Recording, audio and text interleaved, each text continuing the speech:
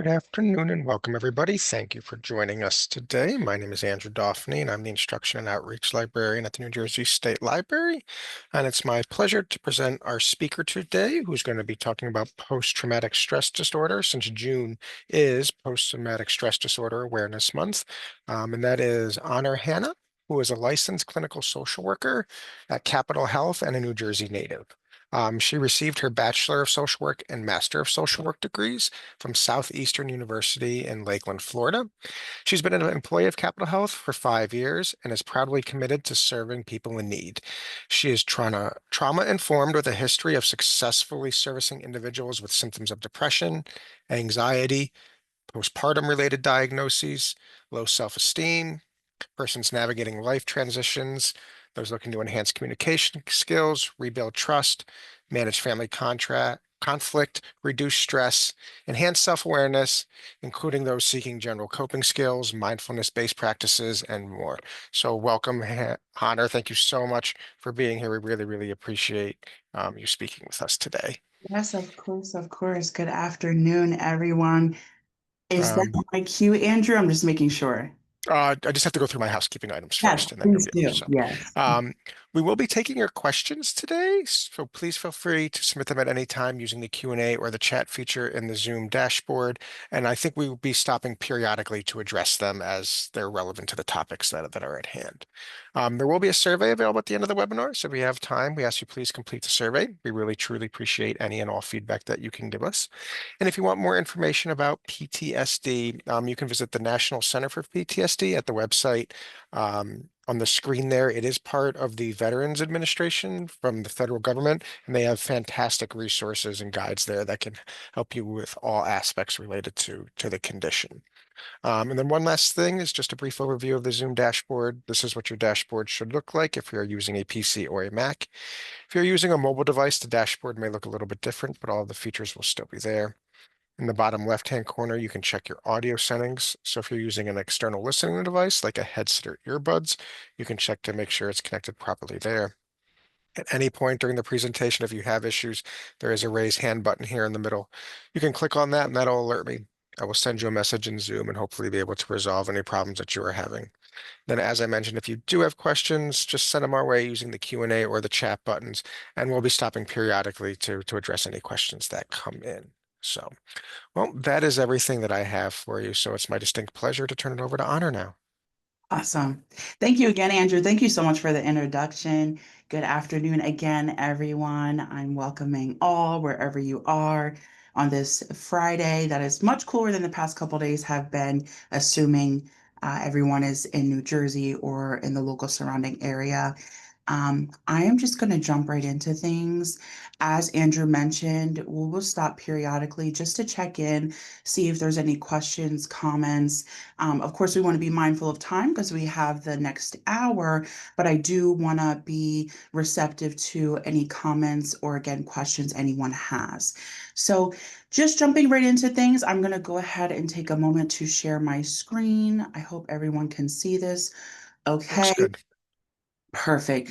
So this is just the title here. Again, Andrew mentioned I'm a licensed clinical social worker for the state of New Jersey, pending Pennsylvania. I work for Capitol Health Behavioral Health Specialist. And then the topic of today is understanding post-traumatic stress disorder. Will we leave understanding everything? No. Will we leave understanding something? Yes, that is the goal. That hopefully you all will have the opportunity to take away at least one or two valid points that really stand out to you, something that you can hold on to just to be better aware of this specific mental health diagnosis. Okay. So, in our time together, we're going to be addressing the following objectives.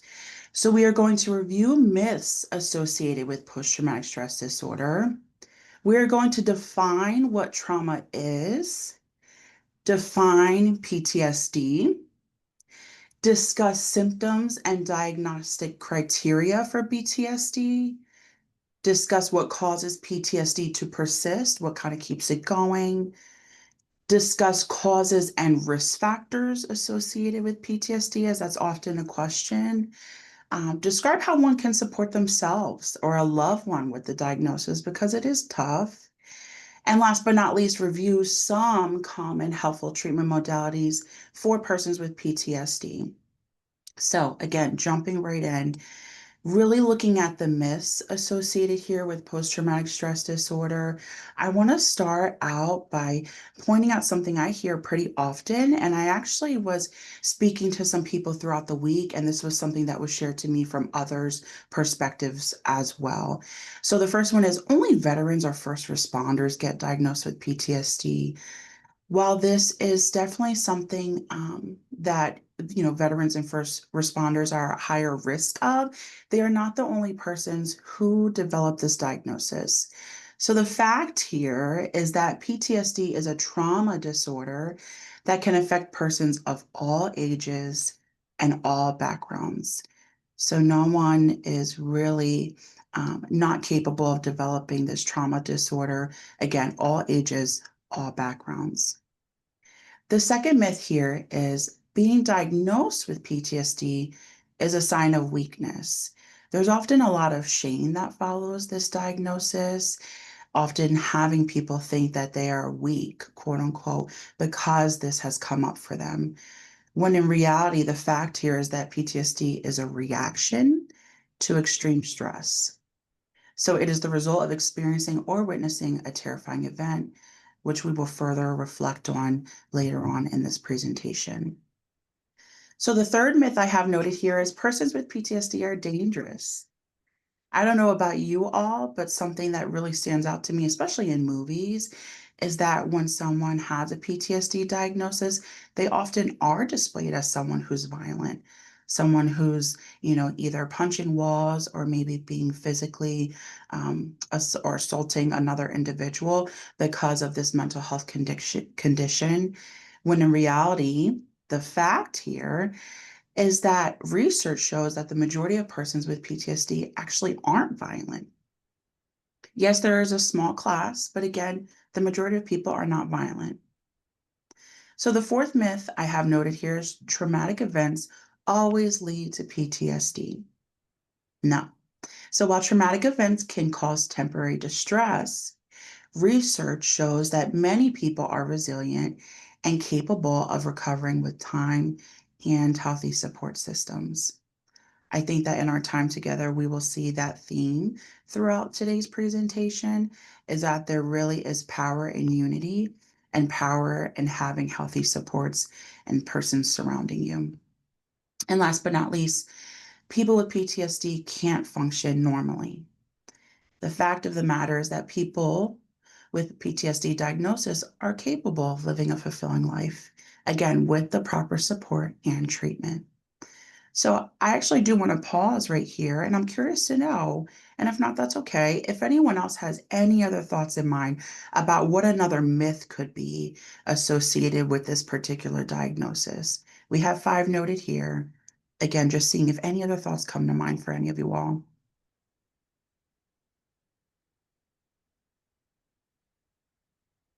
Feel free to put it in the chat if something comes to mind.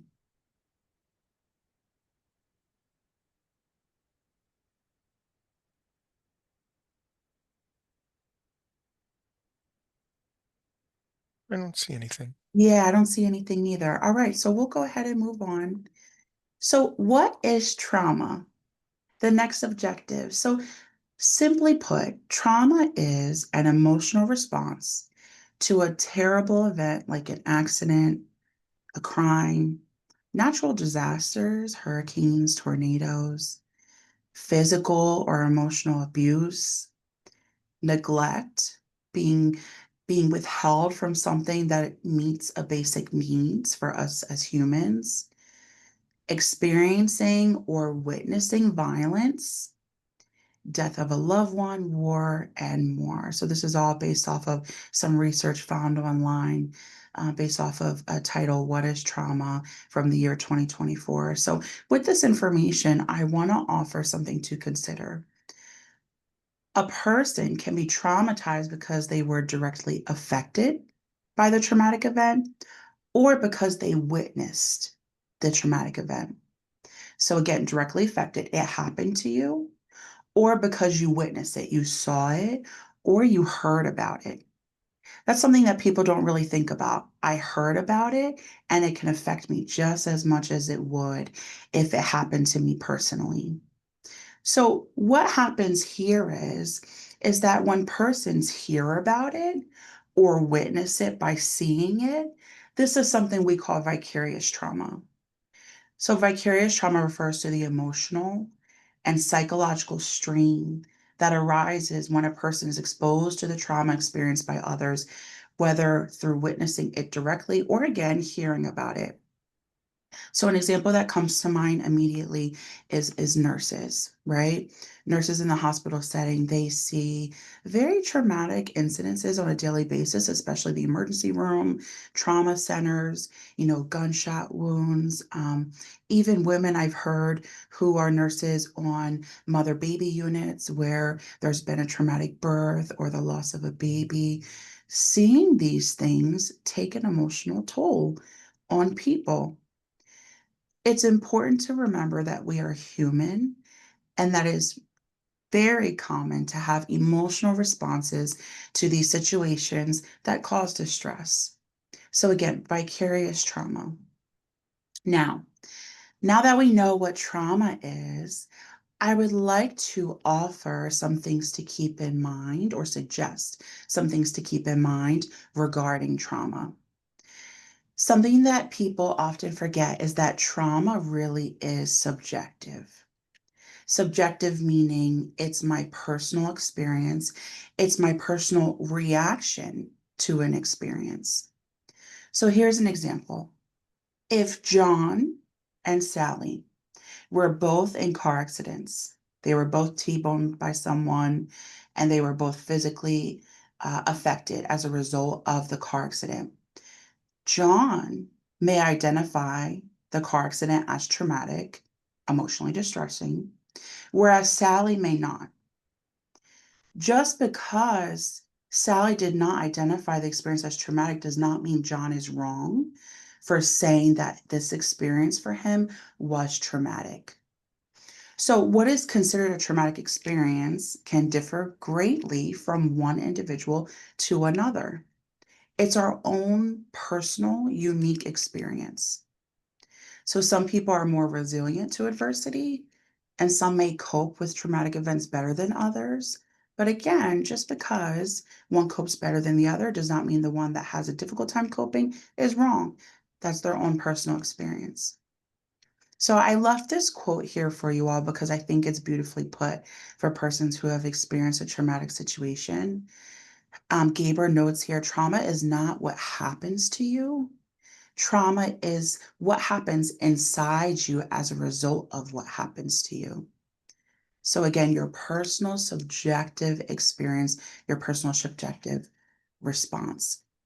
And I'm going to pause just for a moment because I believe I saw some info or some question or statement in the chat. Okay. So Teresa noted people tend to wander or zoom out of their environment, become distance. Okay. I'm assuming this goes back to the myth statement. And there actually is some truth to this, but it's not for all people. So good statement, Teresa. I appreciate you for sharing that. All right. So here's what I would like to do. Actually, I'm not going to do that. I apologize because there's some blocking here on my end to utilizing YouTube. So let's continue on with things to keep in mind regarding trauma continued. So, if we want to have a better understanding of what trauma is and how this impacts people, it's often broken down into two different circumstances. So, traumatic events frequently include circumstances caused by one, human behavior. Something that's frequently focused on is rape, which is extremely unfortunate, war, fire explosions. Firefighters are definitely at risk of developing PTSD diagnoses. Machinery accidents, if you're in, different job surroundings. All of these things can be traumatic depending on the experience at hand. And again, depending on the person and their subjective perception. Nature, right? So earthquakes, tornadoes, hurricanes, All of these things can definitely be traumatic for people.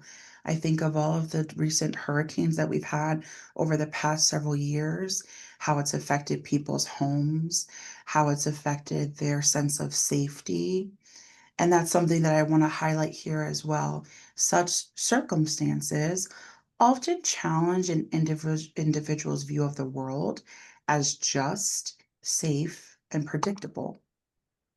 So if I'm waking up every morning and I'm having my coffee and that's a part of my routine, and I'm getting my children ready for work, I'm getting myself ready for work, and all of a sudden my routine is disrupted by an unexpected earthquake that causes cracks in my home and makes my home no longer safe to live in, that can be traumatic for someone.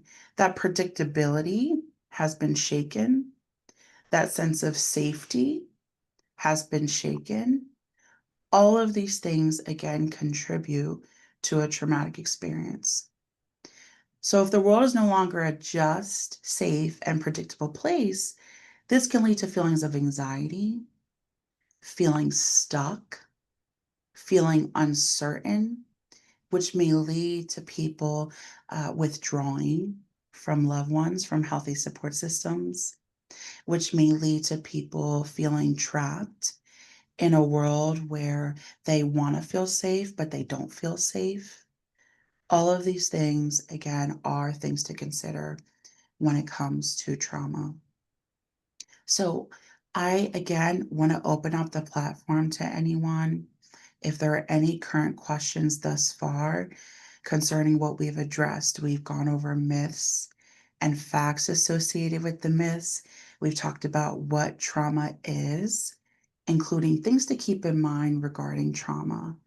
So, this awareness is important so that there's more understanding and empathy towards the population. So, again, before we move on, any questions thus far? And are they allowed to unmute themselves too, Andrew? No, it's just via text. Okay, that's okay. All right. Okay. There was a question if we can share a copy of the presentation. Is that feasible? Yep, if you want to send it to me, I can make that happen. Absolutely. Okay. Could PTSD effects be passed on to children? That's a good question. So I just want to make sure I'm fully understanding the question here. Are you pretty much implying if a parent is an individual with PTSD, can those symptoms be passed on to the children? Either is this in utero, or if this is, if the child is living and they're observing their parent experience certain symptoms. Do you mind clarifying that, Alexis? You're welcome, Marissa. Okay. So the question here by Alexis is yes, if they're being raised by the parent who has PTSD. This is one size does not fit all. I will answer in that way. I think a child watching their parent experience symptoms of PTSD can be overwhelming for them. It can be distressing for them. But again, it depends on the child. Um, Children tend to be very resilient. Adults can also be very resilient. It's a matter of what am I doing to cope, right, with my experiences? How is my perception of the experience? What lens am I looking at the situation through? So I will say again, one size does not fit all. Could it occur? Yes. Would it actually be a PTSD diagnosis? That depends. Could it be traumatic for them? Possibly. It all depends. I hope that's helpful, Alexis. Any other questions? Okay. Oh, you're welcome, Alexis. So, can a child understand at age 1, know that a parent passed at their back door of a massive heart attack? Should family talk remind the child of the situation? Good question. So, at the age of 1, memories are not often remembered by children. That's proven research wise. Um, if that is something that you would like to share with your child, I think that's up to the parent's discretion and the matter of which it's shared. If there's concerns about the matter of the situation traumatizing the child, then maybe it would just be helpful to be mindful of how you verbalize the circumstance to the child and when. But oftentimes at the age of 1, that's not typically remembered. Okay. Again, I hope that's helpful, Karen. I have another question. What are some of the more subtle signs? We're going to get into criteria in a bit, what that looks like for persons with PTSD. So I hope that answers later on, Daniel. We'll definitely again address that. Susan's asking, there is too little focus on trauma from surviving serious illness and the long-term effects of narcissistic abuse. I agree. I agree. So that is something definitely that is what we call a risk factor for persons developing PTSD based off of those interpersonal interactions. And that also is going to be addressed later on in this presentation. So great insight.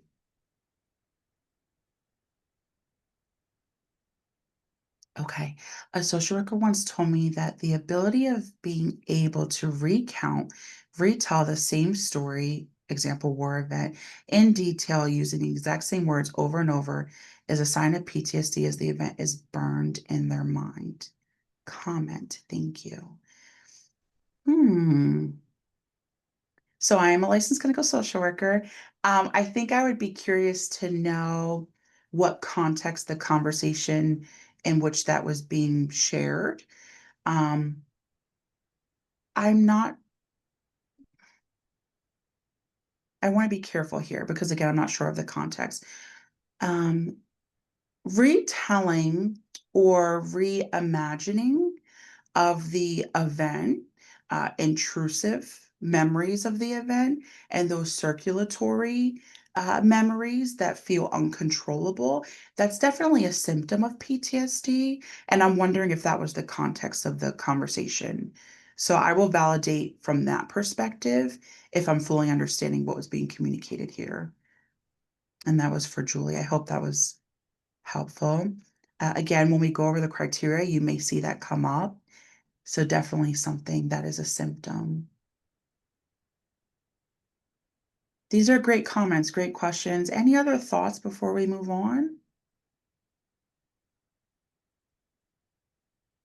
Okay, so I'm going to move on. I will go back to the questions very soon. Thank you all for your participation. So now that we've identified trauma, we've talked about myths, things to keep in mind regarding trauma. What is post-traumatic stress disorder? I think this can be maybe a term that is used a little too loosely, at least in my experience. Oftentimes people say, oh, yeah, I have PTSD from this, when they are identifying a previous experience as overwhelming when in actuality, the PTSD is not the actual diagnosis.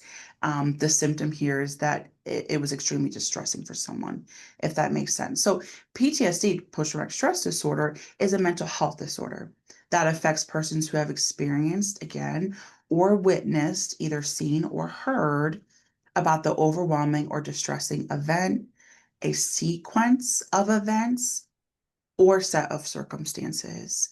So it can be one time, it can be multiple times in a row, or even over time, ultimately impacting someone enough to the point where they meet criteria for the specific diagnosis according to what we call the DSM in the mental health field. So now acknowledging that this is a mental health disorder, I think there's also been questions again about criteria. So let's get into that. Diagnostic criteria. Typically, diagnostic criteria for PTSD is really when an individual exhibits symptoms across 5 main symptom clusters. So this includes trauma exposure. So again, seeing, personally witnessing, or hearing about an event, re-experiencing symptoms, avoidance of something that reminds you of the traumatic event, negative alterations in cognition and mood. We're going to break these down, and changes in arousal and reactivity. This is for at least 1 month. So it needs to be 30 days or more. So if you're experiencing these things within the first 30 days, that's a different diagnosis. This needs to be 30 days or more. And the symptoms must include significant distress or impairment in social, occupational, or interpersonal functioning. So it's not that these things are wanted from someone, these are specific criteria that really help professionals and even people fully understand their condition so that symptoms can start to be nurtured. All right, so like I said, we're going to break this down a little bit more, and I'm hoping that this is helpful for you all. So, diagnostic criteria for PTSD continued. Again, the first one that we mentioned across the five main clusters is trauma exposure. So, for these things, in order to meet criteria, you are encouraged to meet one specific symptom. So, again, that's exposure to an actual or threatened experience. So, that can look like death, serious injury, sexual violence.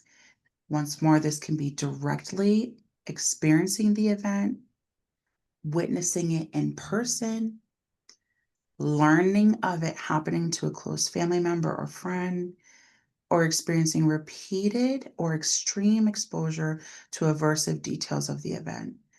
So some examples that are noted here, a doctor, police officer, nurse, etc.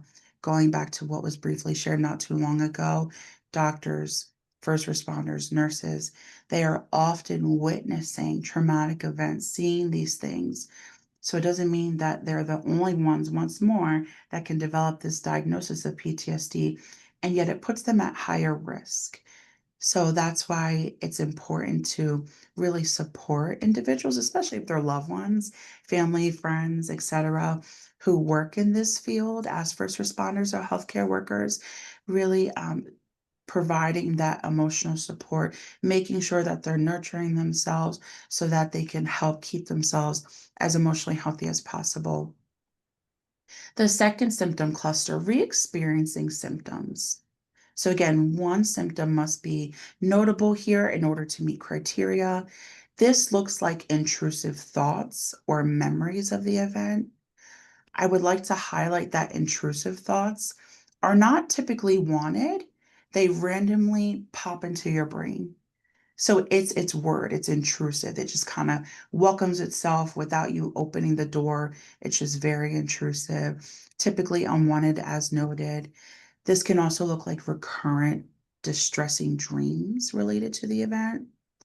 You know, nighttime is the night or the time where we really want to rest and refuel and regain the strength for the following day.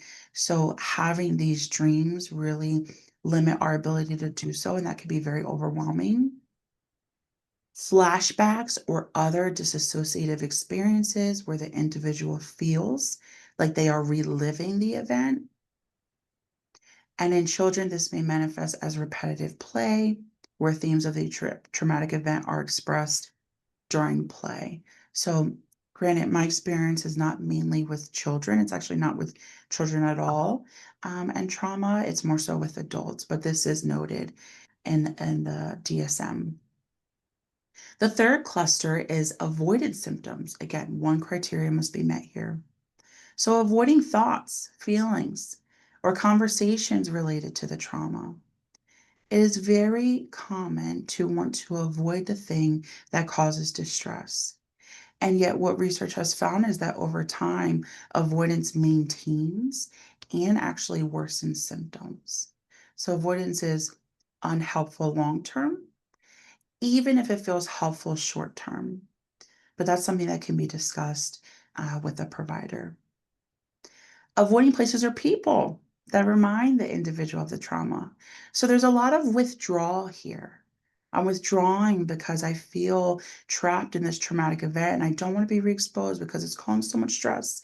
So I'm really trying to protect myself, and you feel again stuck, which can be very overwhelming for people. So the last two clusters to consider: negative alterations in cognition and mood. Two symptoms must be met here. So this looks like persistent negative beliefs or expectations about oneself, the others, or the world.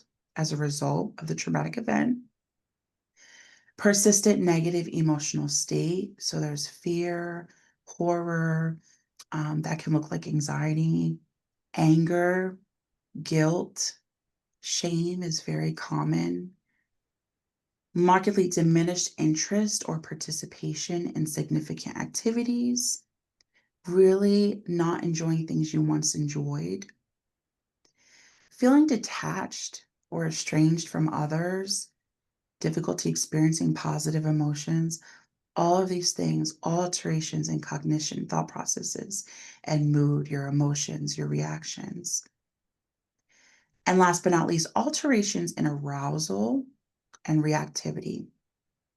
So this looks like irritability, anger outbursts, reckless or self-destructive behavior such as substance use or reckless driving.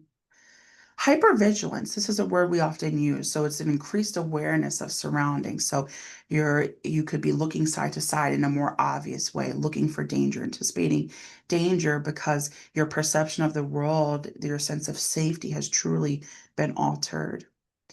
This can also look like more subtle ways of being mindful or hyper aware of your surroundings, whether it's you may be looking straight ahead, but you're looking side to side, being very mindful, being very alert, hyper aware.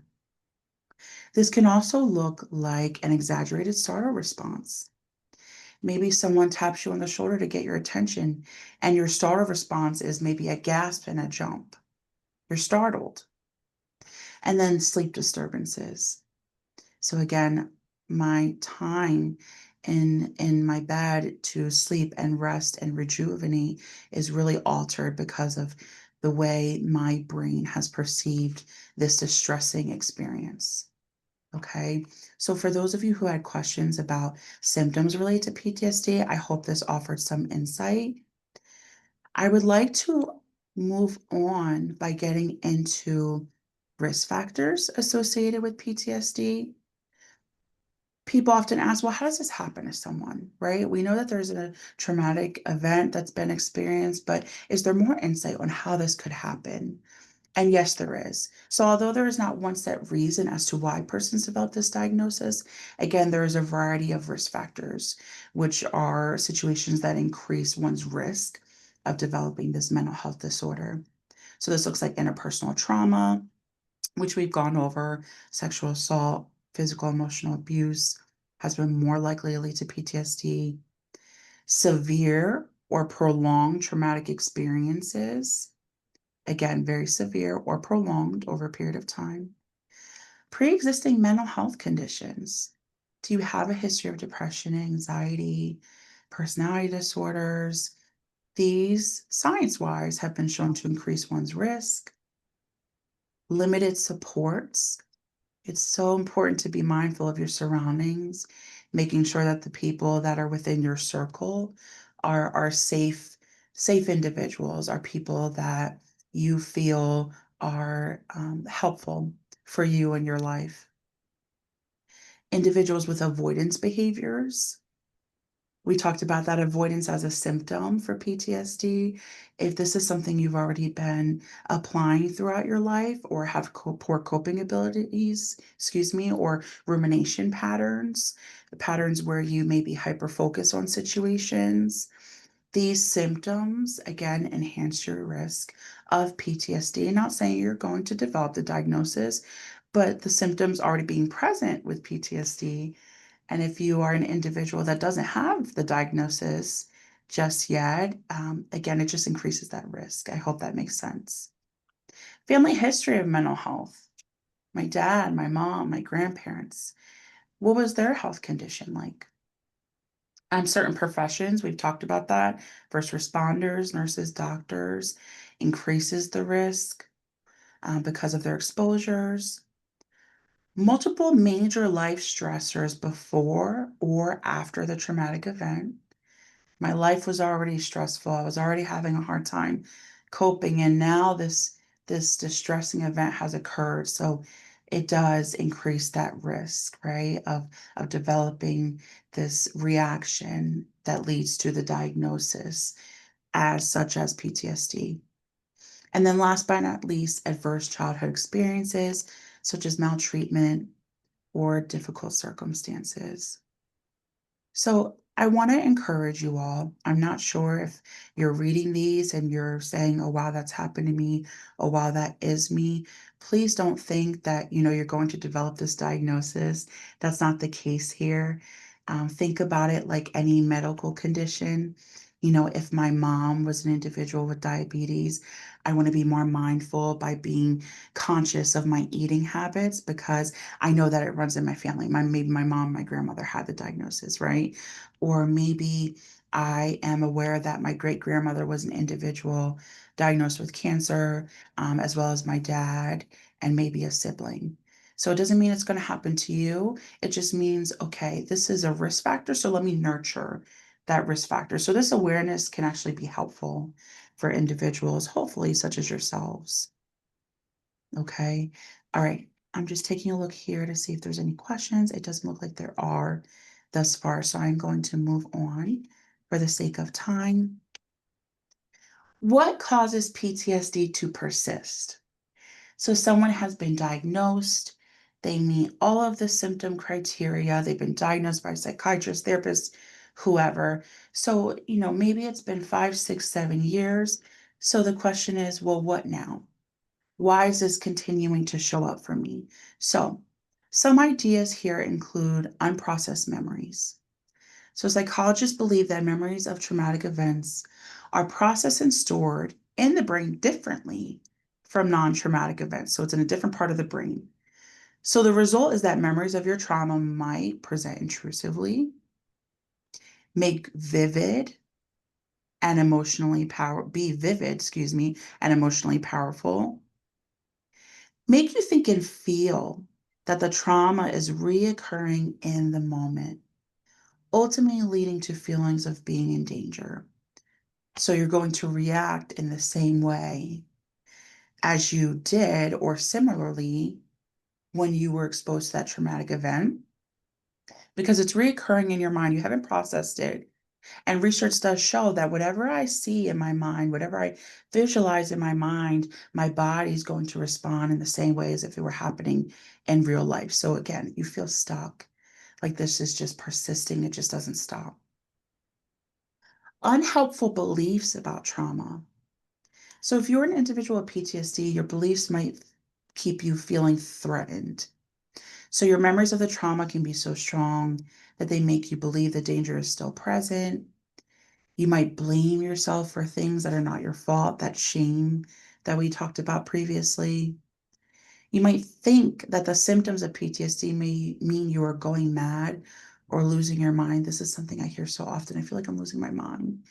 And that can be so distressing for people because when you're not in control of certain thoughts and certain reactions, you feel again like you're losing your mind, which losing your mind isn't a diagnosis in the DSM, and yet one can understand why that verbiage may be used. So, what causes PTSD to persist continued? We talked about avoidance already. So, avoidance is often noted as a safety behavior. So if certain situations upset you, whether they make you feel afraid, ashamed, or trigger painful memories, it's completely natural to want to avoid them, right? This is going to trigger me. This is going to upset me. So I want to avoid it. However, avoidance and relying on safety behaviors can prevent you from fully processing those memories. So we've already identified that, not processing certain traumatic memories cause PTSD to persist.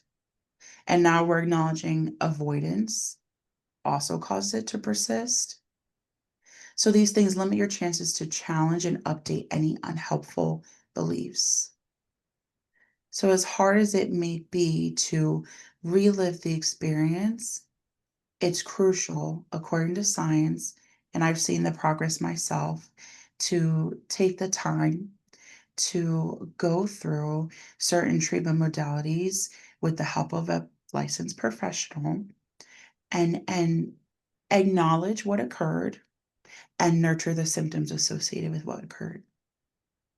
Okay. All right. I'm just taking a look here. All right. It looks like we have some time for questions.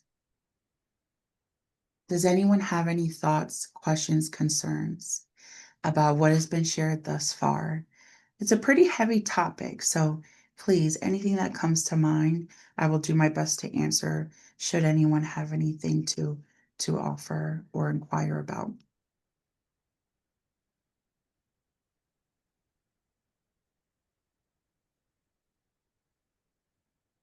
Okay. I'm not seeing any questions, so I will go ahead and move on, and there will be time at the end of this presentation for more questions as well. All right, so I'm aware of all these things now. Myths associated with PTSD, things to keep in mind when it comes to trauma, symptoms associated with PTSD. So now it's okay, well, what do I do? If this is something that has impacted me, how can I support myself? So here are some suggestions, and I'm hoping this is helpful for you guys. Be mindful of priorities. So, an example here is budgeting for mental health treatment versus purchasing a pizza.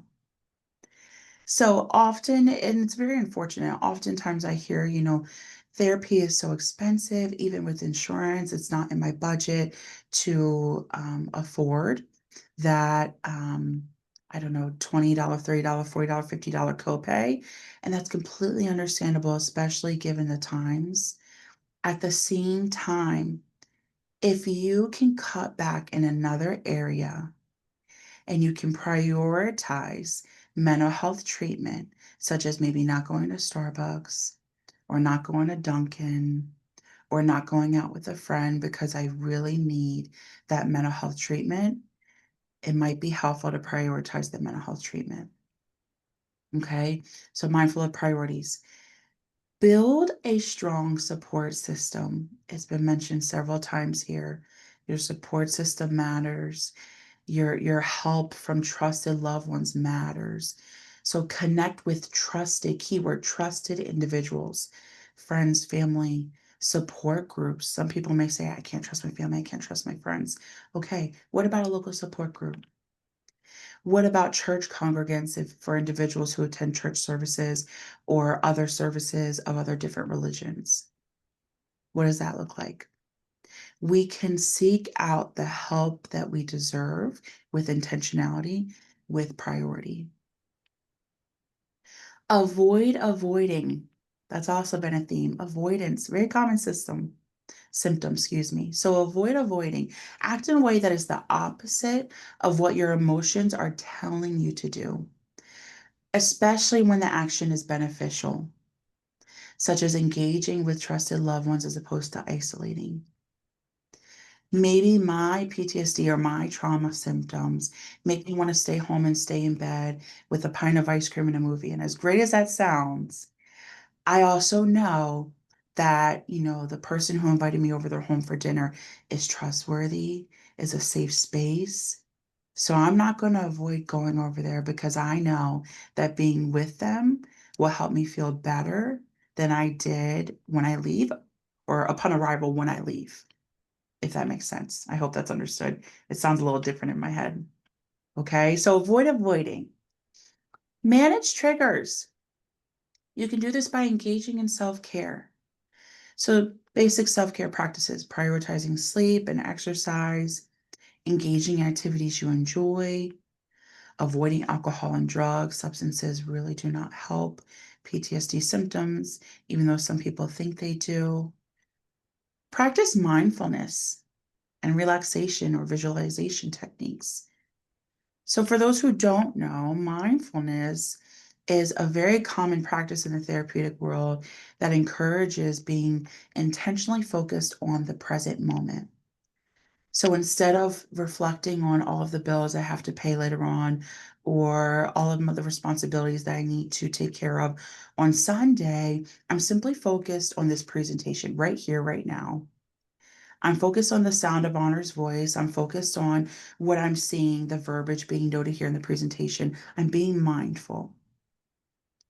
And again, relaxation or visualization exercises. That is something that I know I personally often do with my patients. Because again, what you imagine in your mind, your body responds in the same way as if it's actually happening in real life. So if I can visualize something that's more helpful, such as me, lying in a pool and being surrounded by, beautiful clear water with a beautiful clear sky and the sun shining on me, and that's helpful for me, then that's what I can visualize to reinforce that safety. All right. Nurture wounds, create a safe space and return to that space when overwhelmed. Focus on what you can manage and celebrate the small victories. I should have highlighted that because that's so huge. Maybe I'm not where I want to be, and yet I can still celebrate the small victories that I've accomplished thus far. And be patient with yourself as healing from PTSD takes time. It takes time. It's a daily journey. It's like building a house brick by brick. It takes time. All right, last two, engage in stress reducing activities such as faith based services, again, mindfulness and relaxation visualization techniques, and then seek professional help such as a psychotherapist and our psychiatrist and adhere to the recommendations.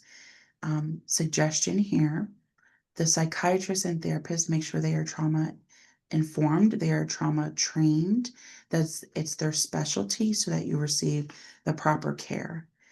It would be a disservice for someone to go to an oncologist if they've been diagnosed with diabetes, right? Wrong specialty. So if your symptoms are trauma related, if your diagnosis is PTSD, the therapist should be specialized, right? In trauma informed care and PTSD. All right, I'm going to pause because I saw some comments come up. So I'm just going to head to the chat here.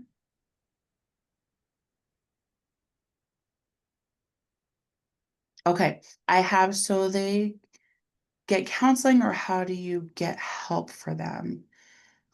So I'm hopeful that you know how to support the loved ones. We're about to go over that. May provide some insight for you, Teresa. Yes, you can encourage counseling. And for some people, that's not the first desire. So, of course, you want to be mindful and use wisdom of the person you're speaking to. So, some people, depending on the interaction, that conversation could look like, hey, I've been noticing XYZ, insert what you've been noticing symptom wise. What are your thoughts about talking to someone? What are your thoughts about being supported by a professional who specializes in this area? Right? That again, hopefully would be helpful for someone. It just once more depends on the dynamic between you and that person. Pamela is asking, I'm curious about the survival benefit of storing the traumatic memory separately. Why do our brains do this? So I want to be honest, I'm not 100% sure why our brains do this. That's just what research shows. Our brains, I do know, excuse me, it really protects itself. So in order to protect itself, you may notice that maybe certain traumatic memories, it's hard to um, gather the specifics of the memory for some people. I'm not sure if any of you are aware of this. Sometimes people say, yeah, I don't remember anything that occurred between the age of 6 and 12 or 12 and 18 because the circumstances, the exposures during that time were so traumatic that your brain protected itself to the point where that memory has dissipated into a different part of the brain where it's hard to remember the specifics. So I like to see it as a protective measure. I hope that answers your question. I have a question of how might we encourage a family member to try counseling? So, again, it depends on the family dynamics. If this is someone that you're close with, you know your family member best, you know your dynamics best, so you can use your discretion on how to approach that situation. I'm wondering if the example I gave a couple of minutes ago may be helpful, where you really offer a safe space, reinforce that you're there to support them because you love them, and also point out the facts. So, hey, Julie, or um, random names just coming to mind. Hey, Shannon, I'm so sorry if some of you that's your name on here. Just some random names that came to mind. I've been noticing that maybe um, you've seemed a little withdrawn. Is that something that you notice as well? Just kind of starting the conversation that way. If someone's resistant, something that often works for people is, I love you. I'm an ear whenever you're ready to speak. And you can offer a metaphorical key. I would like to offer you this key. Whenever you're ready to use the key, feel free to come into my door or come into my office, come into my room, and give them that space to make the decision for themselves whenever they're ready to seek help. I'm hoping some of this is helpful for you guys. I can't see the responses, but just some thoughts that come to mind. Susan mentioned CBT and mindfulness meditation helps. Yes, CBT and mindfulness meditation definitely helps individuals. Does it help everyone? No. Has it been effective for many people? Yes. What is your assessment of mental health professional asking a patient to pay more than the copay since they state they are not receiving sufficient compensation from your insurance for their service? My professional opinion is that that's inappropriate. Um, this is just my opinion. I became a social worker to help people. Compensation from insurance, a request for more money because of insurance barriers is um, not the priority. Is it helpful for bills and such? Yes. Um, if that's something that has bothered you, I believe that maybe a part of your self care could look like creating space with that individual or searching for a new therapist, if that's something that you feel open to or something that you feel would not overwhelm you. Again, I hope that's helpful. I lost my dad a few months ago. His last days were kind of traumatic for me. I noticed that I'm experiencing some of the PTSD symptoms. So my question is, what's the difference between grief and PTSD? That is a very good question. My sincerest condolences. That's definitely so tough. I will say that many times grief can mimic symptoms of PTSD. It is not, um, keep in mind, because you have symptoms does not mean you have the diagnosis. What I would encourage is following up with a mental health professional to further break down what you are experiencing so that you can properly nurture those symptoms. And once more, my sincerest condolences. Losing a loved one is, again, not easy. Okay. How do you counteract someone who says, I know exactly what the therapist is going to say? Okay. Um, In therapy, we often talk about something called cognitive distortions. It's a fancy term for unhelpful thinking styles. An unhelpful thinking pattern is what we call fortune telling. So it's predicting a future that we don't know. We don't know what tomorrow holds. We don't even know what 5 minutes from now holds, other than being in this presentation. We just don't know. So, a way to challenge that statement is to offer that friendly reminder. Unfortunately, we don't know what they're going to say because we're not there, because we not offered our presenting concern. So we don't know what the response could be. I would also probably encourage validation, right? I definitely hear that you anticipate this to be the response. At the same time, we don't really know what's going to be shared because, again, we don't know what tomorrow holds and we can't predict the future. All right. Again, I hope that's helpful. I believe that's all the questions for now.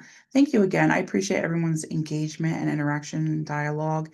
Again, I can't say it enough. I truly hope this is helpful feedback for you guys. So let's move on. We have 6 more minutes. Time really flies. So, how can one support a friend or loved one with the PTSD diagnosis? So, I already mentioned this. Create a safe, understanding, and patient environment.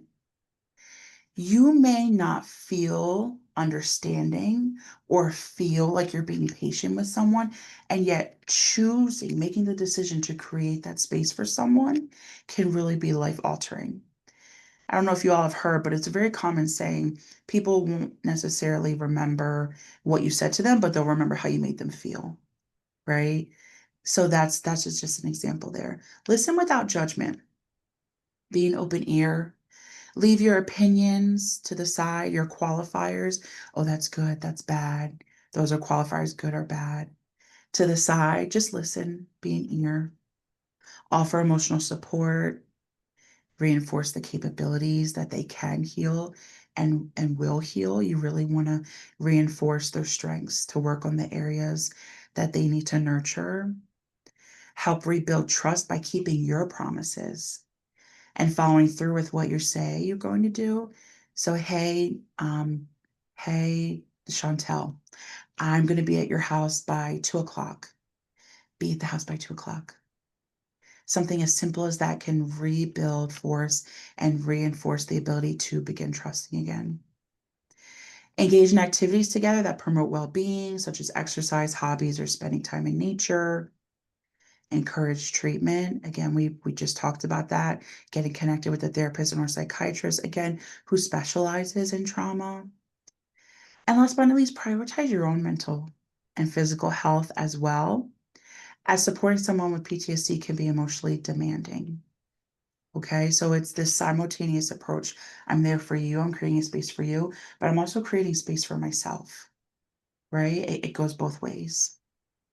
So, last but not least, here are some common helpful treatment modalities to consider for persons with a history of trauma, a PTSD diagnosis, something called trauma focused cognitive behavioral therapy. We call it trauma focused CBT for short. Prolonged exposure, which is a type of cognitive behavioral therapy where individuals gradually, keyword, confront trauma related memories, feelings, and situations to reduce avoidance symptoms and distress symptoms. Cognitive processing therapy, addressing what we call stuck points, which are unhelpful thought patterns that prevent persons from recovering from trauma. And then some of you all might have heard of this one, eye movement desensitization and reprocessing therapy, which we call EMDR for short, which is assist persons with recalling the retelling of a traumatic event while simultaneously engaging in bilateral stimulation, such as eye movements or hand tapping to help the brain reprocess the memory and reduce symptoms of distress. So the goal here is the same: reprocess, avoiding, reduce symptoms of distress. Okay. Last but not least, I know I said last but not least for some helpful treatment modalities, but I want to leave you all with this: nurture hope. At the end of the day, nurture hope. John Green states this so beautifully. There is hope even when your brain tells you there isn't. So we'll quickly break down hope. Hope is the expectation, right? Or desire that something will occur. So even when you feel like there is no hope, once more, John Green, there is hope even when your brain tells you there isn't. And then here are my references.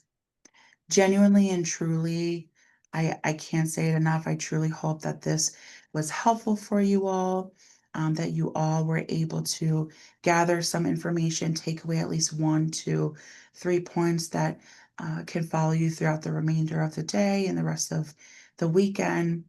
Um, I see there's a few more questions here. Do we have enough time to address them, Andrew? Yep, absolutely. Okay, perfect. So if grief loss is extremely disorienting, yes, it is. It really is. And that can make you feel very unsettled. So again, so important to process those feelings with a mental health professional. Someone shared when my daughter lost her husband, her mother-in-law lost her son. I asked what I can do for you. They both said to be here on my days off for our 1-year-old daughter, granddaughter to help them, to help out with time for each of them. Okay. So I'm hearing here that pretty much being that available space or being that support for them when it comes to supporting others and creating that safety factor is beneficial. And that was proven for you from this memory. Oh, you're welcome, Teresa. Oh, you're welcome, Marissa. Oh, my goodness. Oh, good. I'm just getting some feedback that this was helpful. So I'm so glad that this was beneficial for someone. Truly, I can't thank you all enough for your time and your attention and your collaboration. Um, Feel free to let me know if there's any other questions or concerns.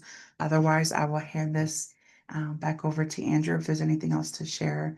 But I've enjoyed this time together. So thank you all once more. And thank you, Honor. It was fantastic. Thank And there was you. so much information, and you spoke with such elegance and calm that it really made it a wonderful experience. Thank you so much. Somebody asked, are you familiar with the book The Body Keeps the Score? Yes, I am. That helps so many people. So if anyone's a reader on here, I would definitely suggest that The Body Keeps the Score. It's a great book.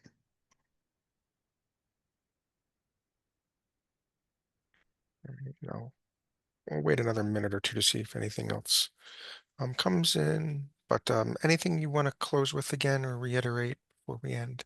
Yeah, so I just reiterate once more, nurture hope for yourself, for others, keeping in mind that even when I feel like there's no hope, even when my brain tells me that there's not, there is.